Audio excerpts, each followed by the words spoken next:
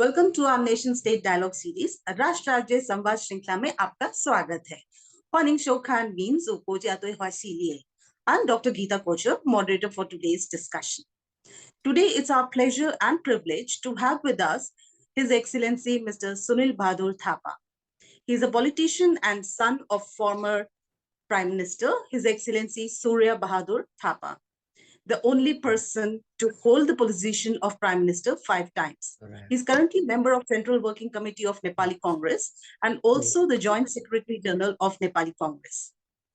He holds a master's degree in public administration from Claremont Graduate School, California, USA. From 1982 to 1988, he was a lecturer in Tribhuvan University. And from 1988 to 2012, he worked with United Nations High Commission for Refugees. After that, he joined politics as the member of Rashtriya Prajatantra Party and was elected as a member of parliament from Dankuta too. He was the Minister of Petroleum, Commerce and Supplies from April 2014 to October 2015. He played a critical role in the unification of RPP and RPP-Nepal, and he was also the Minister of Industry under the Deuba government.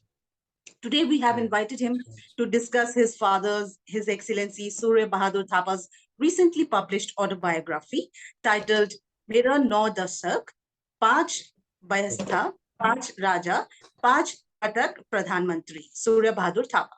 In English, the title means My 9 Decades, 5 System, 5 King, and 5-time Prime Minister, Surya Bahadur Thapa Ji.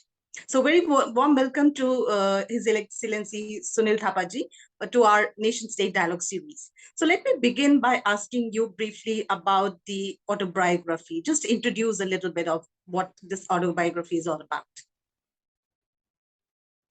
Okay, first of all, it was quite difficult to get this autobiography being done, since my father had worked almost 3 times with doing the king system.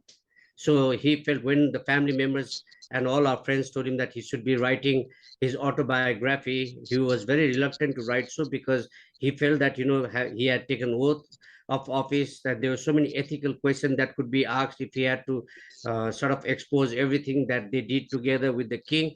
So he's very reluctant. And then when we had a multi-party democracy, we continued to do so. But luckily then, when Nepal headed to a Republican state, then we once again approached him. And especially as I was working with United Nations High Commissioner for Refugees, it was my wife, Sangeeta Thapa, who actually insisted him.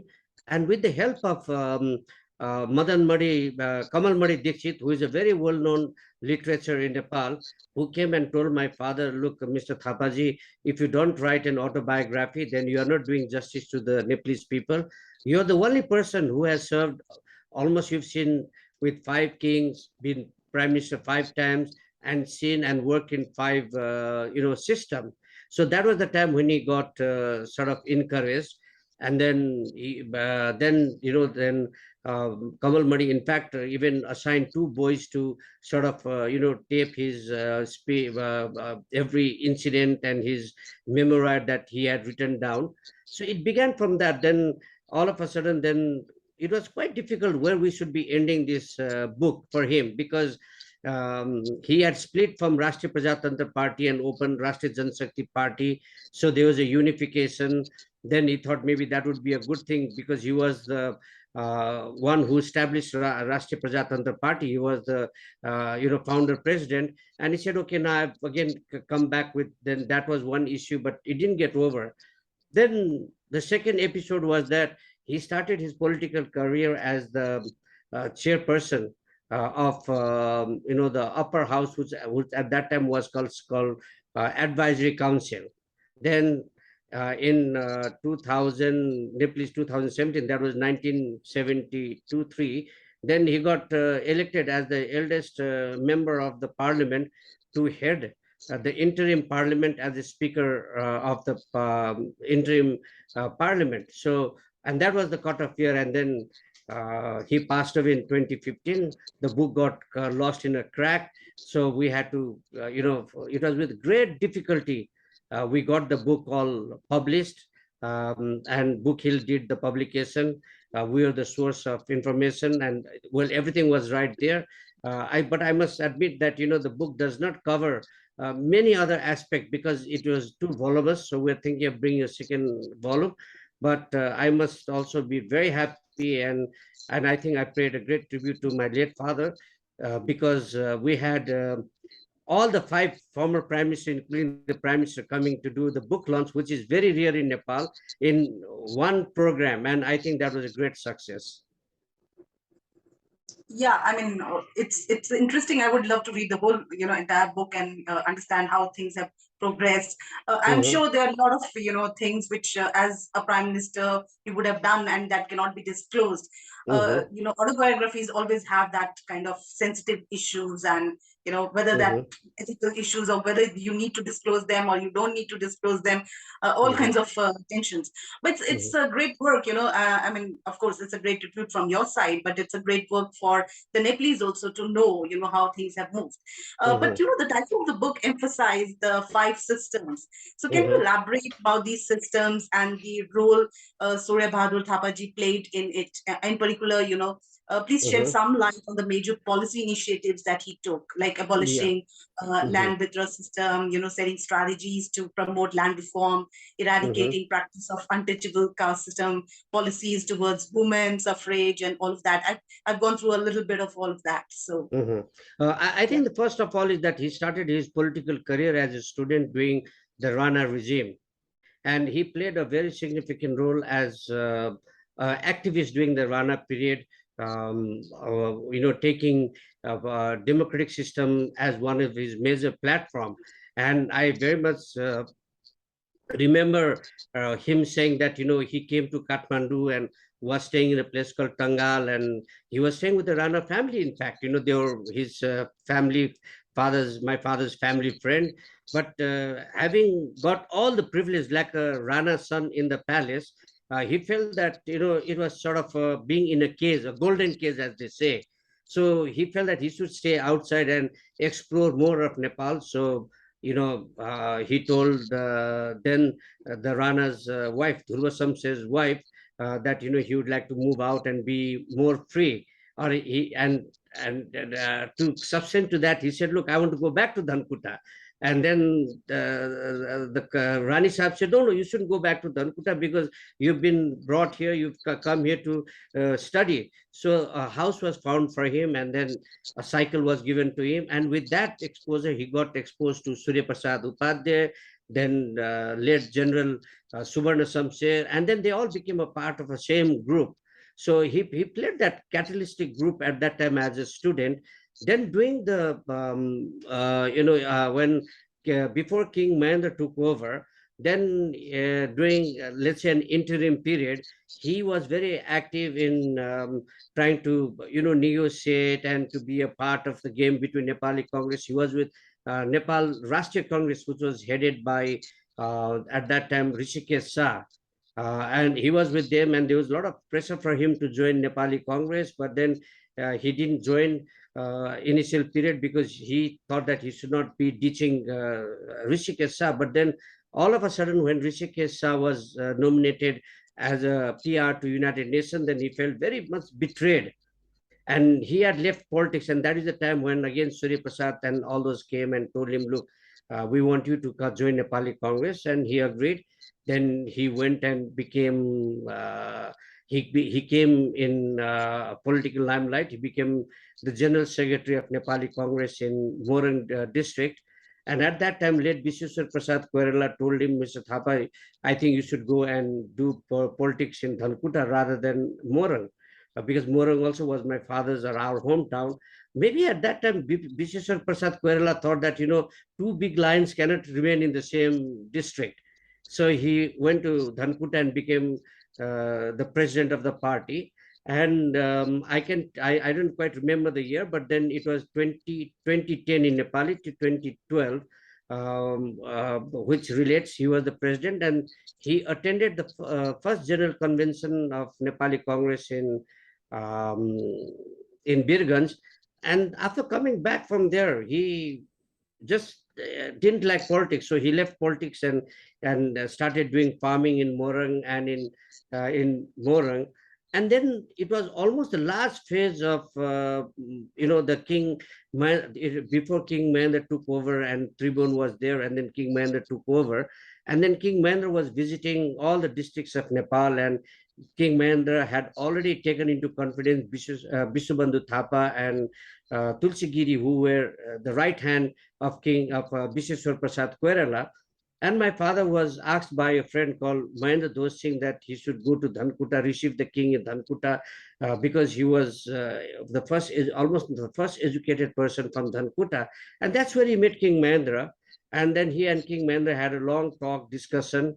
And in fact, he had also presented a cub of a leopard to King Mahendra. And King Mahendra had asked him to come to Kathmandu and he should join politics. So my father came to Kathmandu, and then he joined, he worked with the king. The king asked him to help him. And then he was also the member, as I told you, as the chairman of the advisory council. And very interestingly, which I also only found out when the writers and the publisher were discussing about the book with me, is that King Mahendra gave him a very Herculean task, is to write the maiden speech of King's takeover in 1959. 60, when King Mahendra took over the panchayat, the end of then the multi-party system and take over by the king. So he had written that, and he remained very loyal, and the king really liked him, and they worked together. So during panchayat time, there were significant issues that took place. As I told you, the land reform was one of the major issues, because in those days, all the feudalist society actually did politics, because the poor people couldn't do politics. So when you are a feudal society, then you are the master of everything, and then people would bow down to you and they would obey whatever the master says. So everybody was in politics, and they're all farmers. So when King Mahendra came up with the proposal that he should have a strong land reform program, it got started. But then King Mahendra got very worried, because he had a lot of people who were putting a lot of pressure on him, that came from a higher middle class family and middle class family who owned acres and acres of land. And also Bisubandhu Thapa and Tulsi Giri, who were there at that time, did not like the idea, because they were not able to face the king. But then my father took the initiative and said, look, if you give me the whole responsibility, I'll be able to do it. And then he took support from Dr. Monman Saizu, who later became vice chairman of planning commission and a very strong economist. And that was quite a successful land reform program. I would not say it was 100% successful, but I think around 80-90% of the land reform was then, the lands were distributed or taken over by the government as a government land. And the second issue was that King Mahendra was feeling, King Mahendra used to go and visit all people in the villages and go to any Dalit house or untouchable, whatever you called with the BC and upper caste and all those. And that was also the issue which was very much focused of how this could be done. Then when he was Minister for Law and Justice, that issue was brought up and it was implemented. But that still remained a Herculean challenge even today. Though a lot of things have happened, but one very significant issue is that in panchayat period, there were, this is the third system, is that the panchayat, the people who worked on the panchayat were divided into two political philosophy. One was led by my father, who thought that the panchayat should be more liberal, and move forward. And the second is where, like Dr. Tulsi Giri, Ketinidhi, and all those, and Bisubandhu Thapa to a certain extent also remained very adamant and said that, this is panchayat system and king should be the supremo and not the council of minister. So in that happening, King, in these two things, my father, being an old Congress people, always advocated for Nepali Congress and wanted to liberalize and give a lot of protection to Nepali Congress. And in that book, one of the major features is that when he went to the king, that must be in 1967, before King Mahendra went to UK, he told the king, look, your majesty, it is high time that you should leave Biseswar Prasad Koirala from jail. The king was reluctant, and he said, why? He said, look, if you wanted to liberalize the system, and if you had promised that you're going to be multi-party people, you should allow these people to move free and play a role in Nepalese politics. The king, then my father again insisted and became very red. His face was very red. He was very angry, but he didn't get angry, but that face expression was not that happy.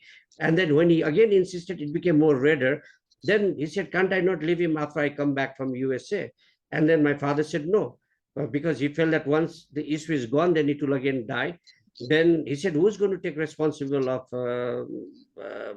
BP Querela? Then, of course, my father couldn't say, yes, I would take. Then let Surya Bahadur came in and said, look, Your Majesty, I'll take care of him. And then he called Surya Bahadur Malla, who was then the king's personal ADC, and told them to release BP Querela, which was one of the major significant issues. Then the other thing that happened during his period was, the referendum during Panchayat time. The king all of a sudden went for a referendum to check whether it should be done, with the people mandate, or like how this should be conducted. Again, here, the hardliner punchers were all against the system that the king had announced this unilaterally. They were not happy. The referendum took place. It was held in favor of the Panchayat, though with a very, very thin margin.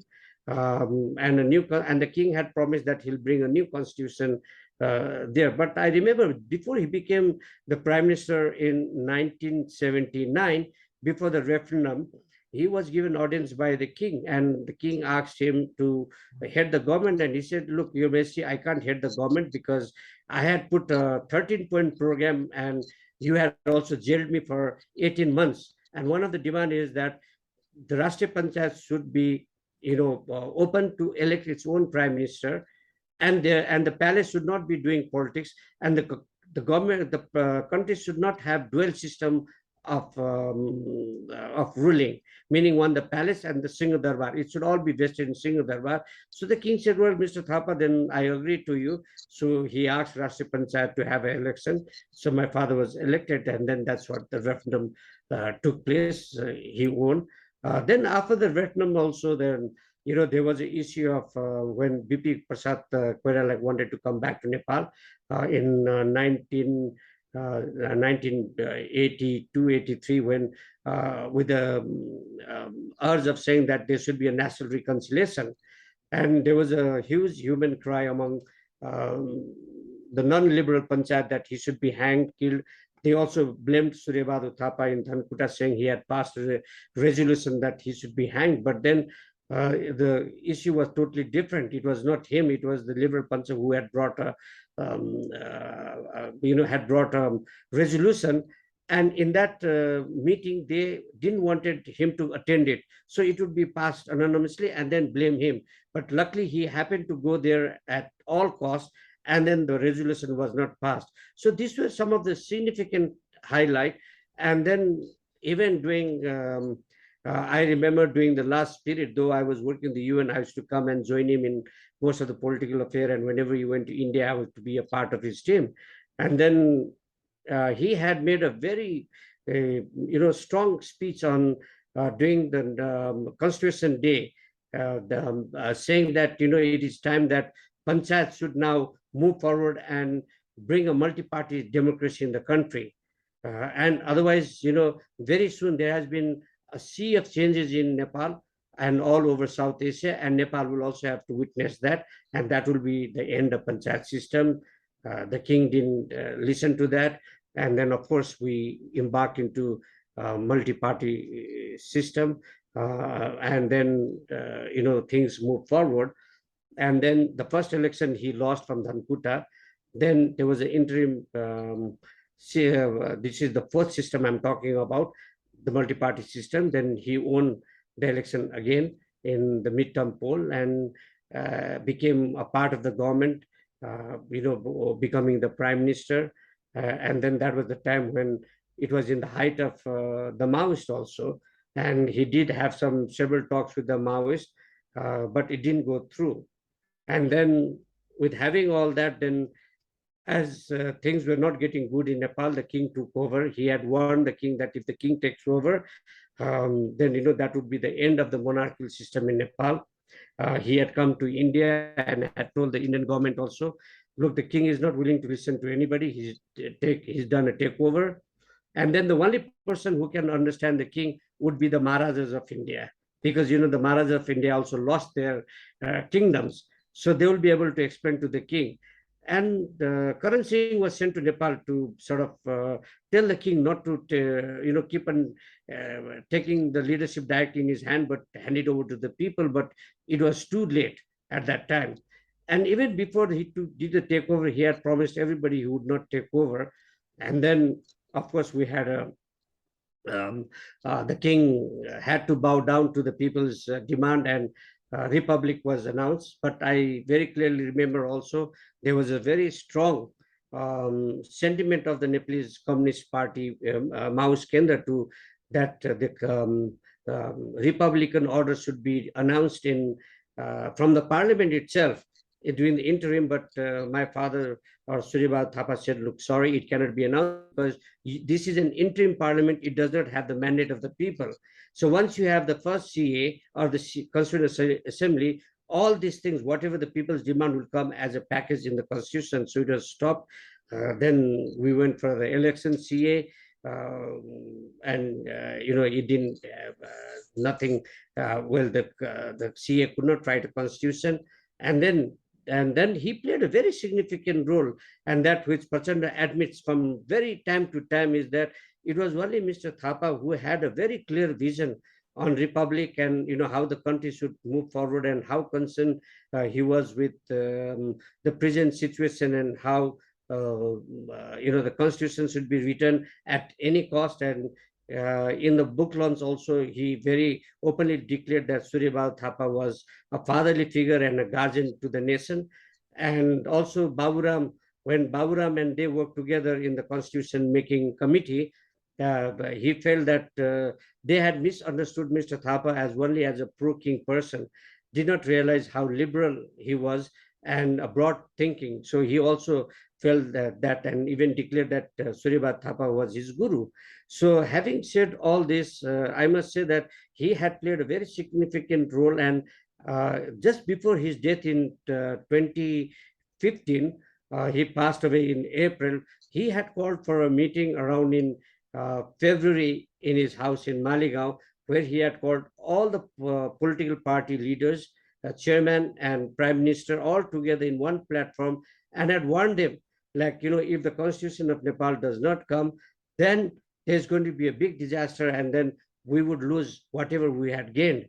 And he had also mentioned that as a interim speaker in the parliament too, and had advised all political party that at foremost they should come up with the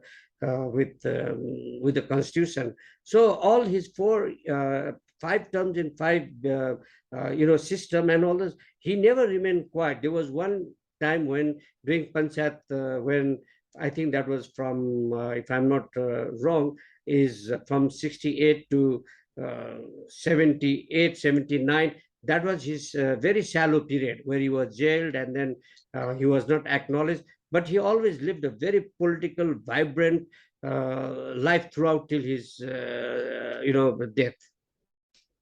Yeah, I mean, it's a very fascinating account, and we can just go on and on. Yeah. And there's so many issues which have cropped up of constitution, of how the political parties, of the democracy thing, and we'll continue with that. But let's first talk about the rule from Panchayati Raj to monarch to civil war and march towards becoming a federal democratic state. Nepal has a long road of turmoil, yet some periods of Nepal are turning point in history of Nepal. So what are those points, and why do you think they are so significant? Well, I think I'll just recap a little bit at the back, is that King Mahendra, I mean, during his time, he really wanted to do a lot of development work and all those, and he was a very independent thinker of doing things and did things on his own. But with King Birendra, there was a vast change, because he was so much influenced by his family members, and so was the former King Gyanendra. And since there was a tussle of these two people also, I remember there had been several occasions where people, well, the hardliner Pancha wanted my father to be assassinated. They did 2 attempts. Then there was a journalist who was also shot, but they all lived. Now, when we come back from that period to this period, is that the king thought that, he was a unilateral leader and he couldn't do anything because the army were also in his favor all throughout. And to some extent, the army also, of course, was His Majesty's King's army. But when we started embarking on different political system after Panchayat, there had been a lot of liberal changes, and the people stood understood, and there was a wide range of communication all over the country where people could listen to shortwave radios, medium wave frequency of radios, a lot of mass circulation of newspaper, etc., etc. So, because of that also, the monarchical system started failing, because they felt that the king just stayed and didn't do anything. They were rich, and every time the king wanted his purse to be, increased. So that created a problem. But nevertheless, after the king's departure with the Republican order, right now we've also been witnessing one of the disadvantages of both the multi-party system and where we stand today is also on the frequent change of the government, which has sort of created great disillusion among Nepalese people on both multi-party system and also Republican, because we've had a lot of changes. So one of the features of the Nepalese constitution was that there should not be any, no trust motion in the first 2 years after the election and 2 years before the election. So you had just had one window left. But then again, when I say, but this has not been so practical as we thought, it could help the Nepalese people. So at the moment, we are also embarking in our general election, which is going to be in November 19. There's been a lot of issues. Now, one of the big issues is that people is trying to see a change, not within the system, but within the leadership of political parties. They are looking for a young generation. The recent election of the mayor in 2-3 places, this has been quite significant, that people are looking for change. So at this moment, while we are going into an election period, there is a great I would say threat, but of a concern, how all senior leaders of all political parties would fight election, because they have all become minister numerous time, and they've held position numerous time. They've run the country from for a very long time. So this is one of the major concerns that is coming with the people, because with the massive change in the system, people have not been able to see that significant change. I would not say there's been no changes. There have been drastic changes. But of course, people are looking for short-term and quick changes that would take place. At least now we've got the local government in place in the last 4 years, 5 years. We had a coalition, election this time in the local election, which has been the first exercise that Nepal ever did in the local election. It was not an easy job. It was a 5-party alliance. It was great difficulty because we all had different political thoughts, political views. So it was not that easy. And now in the federal election and provincial election, we are doing the same. But in the past, whenever we had coalition government, it was easy because based on the seat sharing or the seats we had, the coalition moved forward with allocation of ministerial level seat. But this time it has become very difficult because we still have 5 parties, and Nepali Congress is the only democratic party as opposed to other 5, like Prachanda is on board, Upendra Yadav is on board, Madhav Kumar Nepal is on board, and Chitra Bahadur Keshi is on board, and they are all leftists one way or the other. So it is very difficult to sort of synchronize everybody to move forward. And also, if you look at the voting pattern, we have 2 different segments of voters in Nepal. One would be the Democrat or the Socialist, and one would be the leftist. Now, how can you transform that leftist vote into a Democrat, and Democrat vote into the leftist vote bank also becomes a big question mark today. Right. I mean, all these are issues which are really relevant to contemporary times, and I'm sure a lot of things have also happened because of the civil war that Nepal had. I mean, a 10-year, decade-long, civil war, which really changed the the thing that you're saying, the voter, base, which is left oriented or not oriented, or how the democratic functions are being taken. And I think Surya Bahadur Ji had taken a lot of stand on how democracies should function. And I remember in reading somewhere talking about, he left the prime minister position that because it was not very democratic, that he continues to be in that position, and others do not get a chance. But having said that, I mean, how do you see how relevant this autobiography is in today's context, especially when some of the forces that created the turmoil in Nepal, and I'm talking about the civil war as well, are now in mainstream building the road for the future of Nepal. I mean, there is, as you said, there is the whole tussle of the democratic forces to come up. And most of the countries, especially in India and the Western forces, really want Nepal to continue as a democratic state. So how do you see that that phase really has significance now? Yeah, one thing is that yes, he definitely did made an announcement over the radio that was in April 1968 when he left the prime minister during Panchayat period, because he had been serving for too long, and he said that one person being in a political power for too long would not serve the nation's interest and would not create, bring new leadership in the government or create new leadership. So he always wanted that change in the leadership. And he did the same thing when Rashtriya Prajatantra Party went for the second general convention. He stayed aside and said, I'll be a fatherly figure. And then he let Paspati, Prakash Chandaloni and all those fight because he didn't want to continue as a president. So with this system, but one of the major issues that confronts Nepal of the civil war is on the social sector. The social sector, meaning today, hundreds of youth have fled the country, or not fled the country, I used the wrong word, have left the country for looking for jobs outside because of lack of opportunities within Nepal. Because this whole 15 years of civil war in Nepal has brought major destruction in the country, both in the economic, political, social field.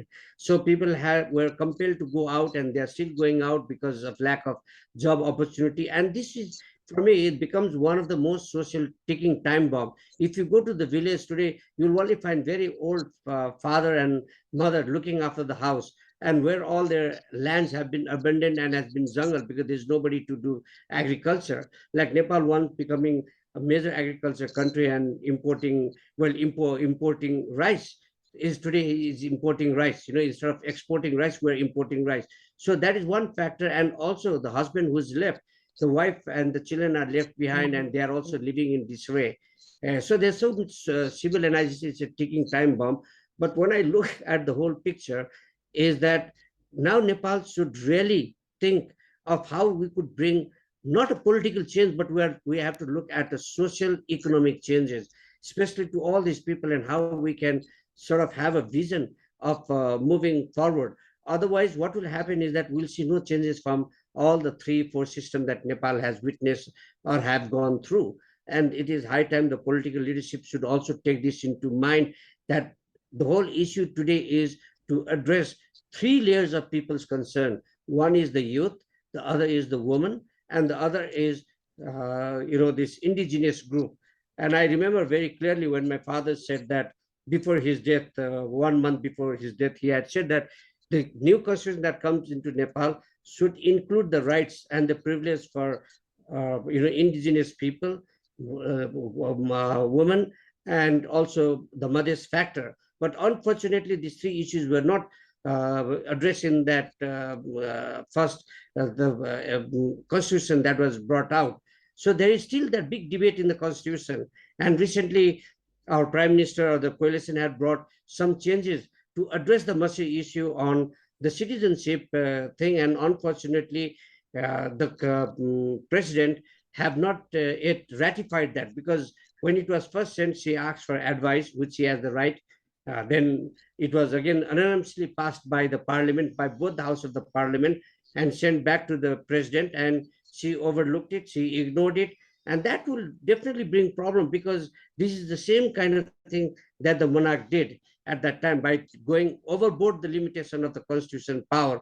And if this continues and if this happens, then obviously again we may be witnessing some major confrontation within the government and the president as well. So taking into this things into account, one has to be very, very careful of how we can manage our system, because it's a great year for Nepali Congress also, because there's going to be a change in the government, meaning we are all going to fight election.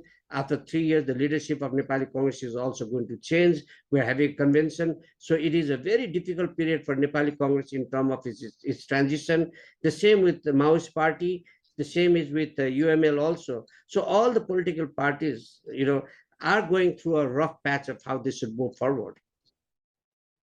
So you just mentioned about a lot of things that are happening with the constitution right now. And if I go back to His Excellency Surya Bahadur Thapa's tenure in 1962, he was a pioneer in modification and expansion of Nepali constitution, Yes. and so as to basically make it people-oriented, So, I mean, after 2015 new constitution, which was promulgated, there were a lot of discontent, especially among the Madhesi, Tharu, and Janjatis. But how do you, from your father's perspective, how do you correlate the thing that is happening today in Nepal? As you said, I just mentioned about president not abiding by the constitution, really violating any other leaders. In fact, during Oli's time also, we heard that he really went against the constitution. So, all these things are happening in today's time where the constitution itself is put to test. People are really rethinking about how this constitution either needs to be refined or remodified. The bill has been there for the citizenship rights. This is again, taken back by the president. It is not being ratified. How do you see, all these changes from your father's perspective, lead to the kind of development that we want? Whether we will ask for a change in the constitution, or we will be able to modify the constitution, or this will just be a, challenge the courts. We'll be having a fight in the Supreme Courts all the time. Yeah. Where would it lead to? Yeah, thank you. I think you reminded me about the 1967 constitution. I remember the first constitution of Panchayat was brought in 1962, which was basically like a document where the king had just recently had taken over. And in that constitution, there was a provision for, the chairman of the Council of Ministers, and there have been a lot of changes in 67 constitution where the constitution was modified to bring a lot of people within the mainstream and allow them to do politics who were not, who were basically, in the party field of line. But in so then there was a referendum, and in the referendum, when the king has promised that he would abide by the people's decision and make a great modification in the constitution, constitution modification was done, the third amendment in the Panchayat system that allowed a lot of rights and everything.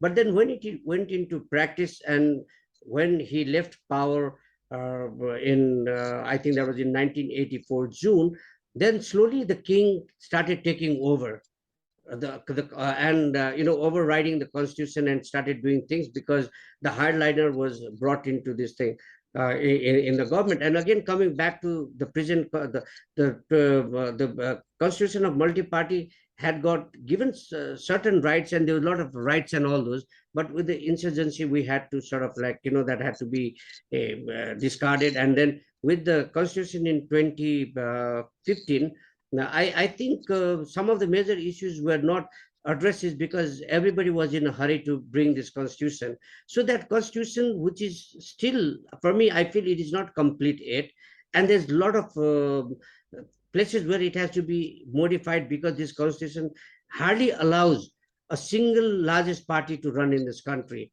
So if you remember, when we had the first election after the constitution was promulgated also, there was a coalition. Today we're also going to a coalition. So the next government also will come into coalition. So I think it is time that, constitution should be modified.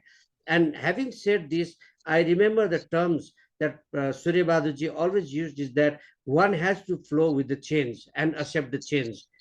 It is the people who will bring the change, and you have to accept that change. So I think in this periphery, we've gone through all the changes. Like Surya Bahadur Ji himself started changing himself from a monarchical rule to a multi-party democracy, and then to Republican. He died as a Republican. So he always stood by his word of saying there should be change, and people should abide by the change and follow the change. Then only you'll remain successful, otherwise you'll remain static. So I think this is one of the issue which everybody should take from his book, saying that change is inevitable and everybody should, take or accept change as it comes as per the people's aspiration. And the second thing that he has said in that book is also where he says that, when he lost power in 1968, 69, he never thought he would come back into power again. But he said, one day I will make it. So he had that vision, and he kept on trying to come back into power, and he felt that, he was successful. So one of the key issues in that book also says that, you have to, keep on trying. You should not be a loser. You should be optimistic. The third issue here in that book also talks a lot about, when somebody becomes autocratic and thinks that he's the most powerful person and he can dictate, the person loses all his powers, meaning that you should stay within the limit that you are given, the rights that you're given. Just like, when you talk about land deeds, every son is given their land deeds. But if you try to take your brother's land, then you lose what you have also. So he's made this remark on the royal family also, saying that, like, if you try to take something that has fallen down, you lose what you have from your pocket also. So these were the three major things that I can see in his book that should inspire the coming generation, and also how the state affairs should be running. He has very bluntly admitted his mistakes in this book. He's talked very openly about how the financial collection was done during the referendum time. He's talked about his role with the king, and how he had to face the king, and how the king's family were used to behave. So it is a very, open book in that way. You have really said very well. I mean, change is inevitable. I mean, I think change is one thing which is constant, and progress is one thing which should continue to the right direction. But let's move to something which is very relevant for us in India. And the book mentions that that King Tribhuvan went to the Indian embassy to seek refuge. So can you please elaborate this? And this would be my last proposition to you: the role and the relationship of Nepal with India in those years, and what has gone wrong or changed today. I mean, how do you see? Yeah. In terms of India-Nepal relation, and because you and of course your father, His Excellency Surya Bahadur Thapa Ji, had very close ties with India. So can you just talk about something about India-Nepal relations? Yeah, I will. One thing very interesting is also about King Tribhuvan when he fled to India as a refugee. It was a very well coordinated, move that took place. And when he went to India, that forced the Rana regime to sort of accept the role of the monarch as an equal partner to seat serving. And at that time, when a letter had to be written by Mohan Shamsher, to request the king to come back, because the Ranas initially did not wanted the king to come, so they thought they'll take over, but they felt it was not accepted by then the Commonwealth country like the British India and USA and even India. So they tried to they did put King, they put Gyanendra as a baby king in that place, hoping that things will be sorted out. But when they sensed that it was not moving in the right direction, then they decided that Mohan Shamsher should go and bring the king back. So it was brought back, and then he came back. But the letter was drafted by Himalaya Shamsher Rana, that letter that asking the king to come back.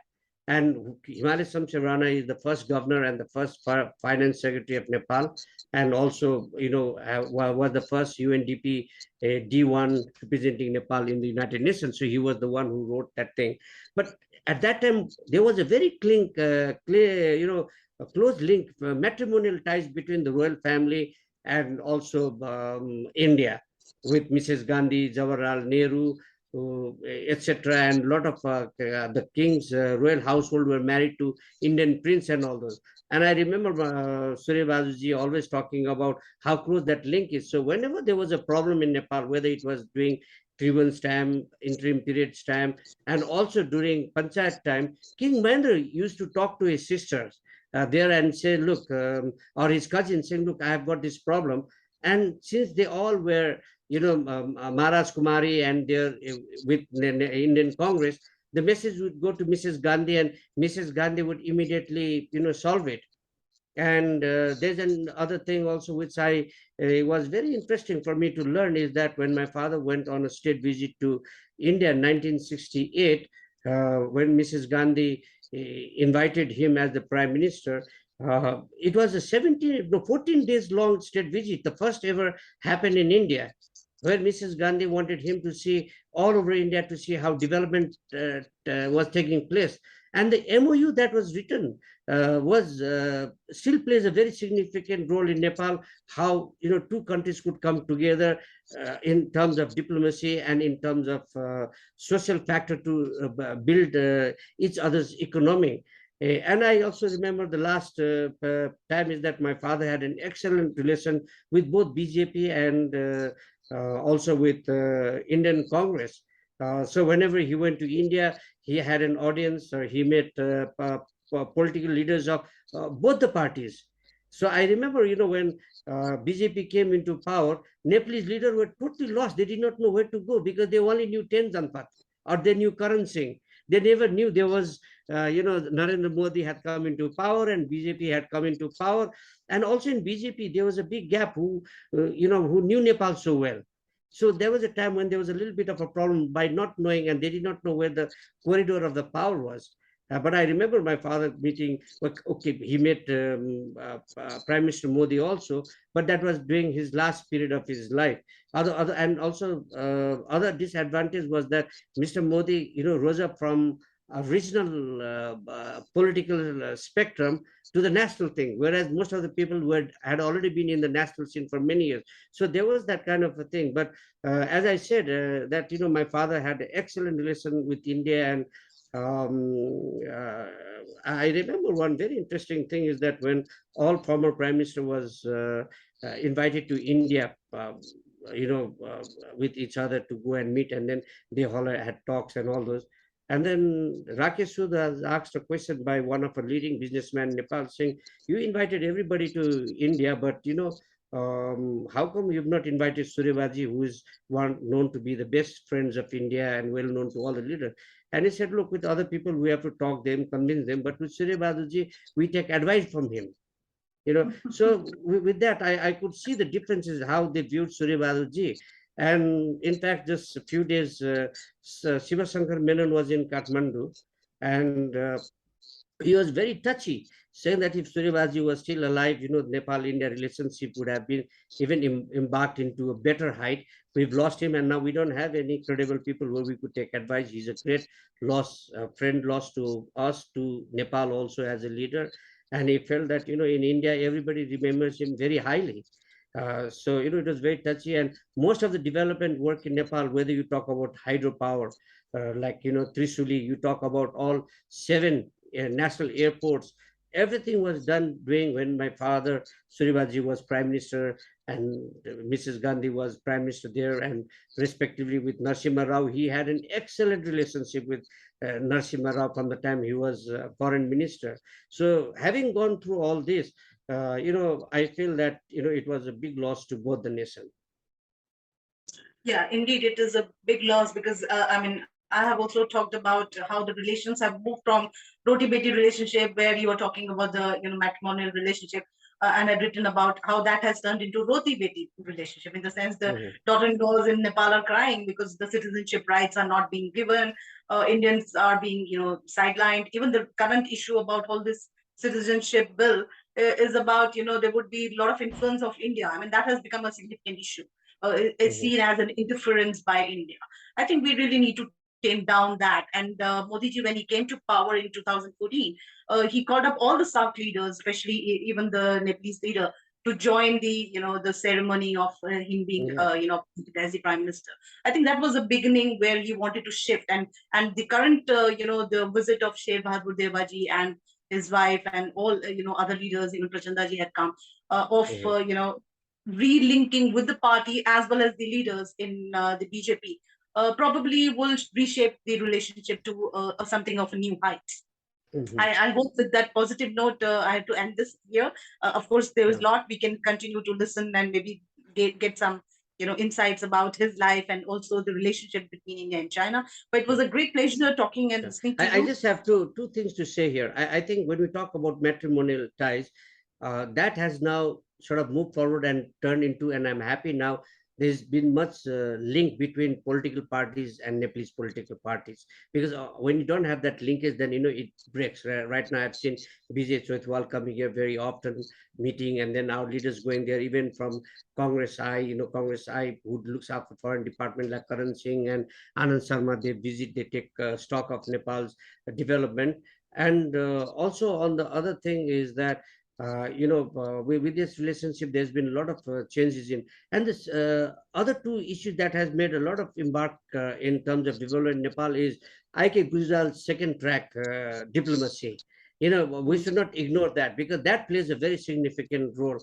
And in fact, I would also say that even Surya Bahadur Ji played a lot of role in this, the second track diplomacy between Nepal and India, though he was not in power, between King and India and Indian leaders with Nepalese leader. So, that should continue. And the other one is also with Prime Minister Modi's very strong feeling on, neighborhood first.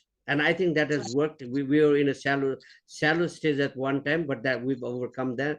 And I think, the reality is that for Nepal is with India. And I would like, with a closing note, I would like to tell you one thing is that in 1963, when my father visited China as a vice premier for their 8th Congress, if I'm not mistaken, that was the first time when all political leaders from Mao Zedong to, Senji, to Chao Enlai, all the major 5 leaders were together, and they told my father that, look, Surya Bahadur Thapa, look, if Nepal needs to develop, you should work very closely with India. They are your borders. You've got an open border. We are far. We'll always there to help you whenever you need our help. But your first, call of, help and cooperation should always be India. You have to develop with India, and you should have got a good relation with India. So, that he keeps on saying very often, and that has been the reality even today. And I believe even Prachanda was told the same thing when Prachanda went to China. So, having said this, I think India is our major partner. We have to work together with India. We've seen how India has progressed, and we need ourselves to be almost on the same space of developing in the same ratio. Very positive. I mean, I hope all those ultra-nationalists in Nepal rethink about this whole statement that you made, which is very significant about India-Nepal relations. And I think we really can't discount the closeness, the tractable diplomacy, the cultural ties, and of course, the sharing of the border, the amalgamation of people, which is very crucial to our relationship. Thank you very much, and hope we continue our interactions. To our viewers, please keep watching our program and keep learning. Dhanyavad. Okay, thank you very much.